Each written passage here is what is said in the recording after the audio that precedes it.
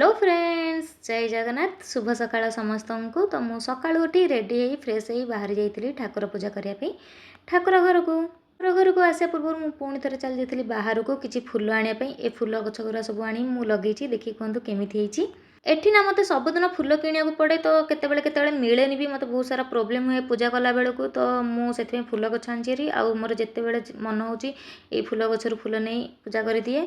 Then पूजा कर सारी मुझे चली जाइली सीधा किचन को ब्रेकफास्ट और लंच प्रिपरेशन करने। ब्रेकफास्ट में आज यूजुअल जमी जूस नहीं सेम जूस नहीं मोर ब्रेकफास्ट और लंच प्रिपरेशन कर सारी मुझे चली आसती रेजिन किट की जोटा मुझे ऑनलाइन ऑर्डर करी।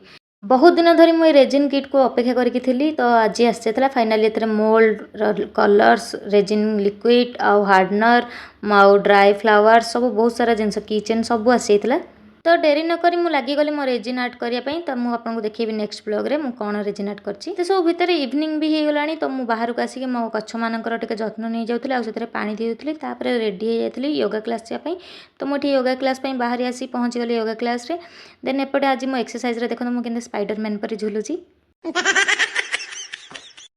एते झुलाझुली भितर मो मुंड पूरा बुलाऊला। तो मुझे आसिक घरे डिनर प्रिपरेशन कर पारी। तो मो हजबैंड मोर जाइलु हरी बाहर को डिनर करने जेहेतु श्रावण मास चलती तो गोटे भेज रेस्टोरेंट को चली जाइलु जो मुझे किसी नूडल्स खाई से मंचूरियन खाई। तो फेरला समय आम मैंने पहुँची जाइलु बहुत बड़ ट्राफिक रे। तो मो वीडियो भल लगुले लाइक करेंगे। Thank you.